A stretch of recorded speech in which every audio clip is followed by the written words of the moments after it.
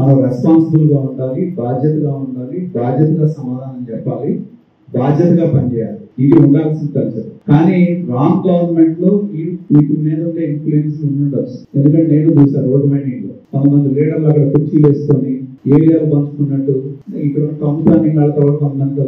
ఆ రోజు నేను ఉదయం కుర్చీలు వేసుకొని ఇదేదో మున్సిపాలిటీ అంటే మేమే రాజకీయ నాయకులు అనే విధంగా ఏరియాలు పంచుకొని పాల్గొట్టిన సందర్భం కూడా ఈ మున్సిపాలిటీలో.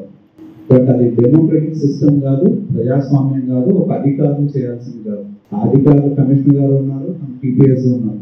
మేము గొడవపడ్డాం. ఒక్కరికే చెప్తున్నా, ఇక్కడ ఉన్న ప్రతి ఆఫీసర్ కి చెప్తున్నాం, you have to change your mind, change your attitude.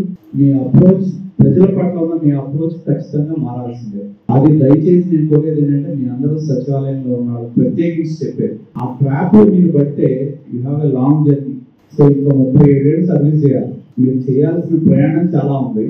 ఎక్కడైనా సర్వీస్ లో కనుక ఒక రిమార్క్ మీకు పడితే అది మీకు లైఫ్ లాంగ్ ఉంటుందని గుర్తుపెట్టుకోండి. I just want to warn you people. So ఏ చిన్న మీకు సర్వీస్ లో నష్టపడితే అది మీకు లైఫ్ లాంగ్ ఉద్యోగంలో ఉండే వరకు ఉంటుంది.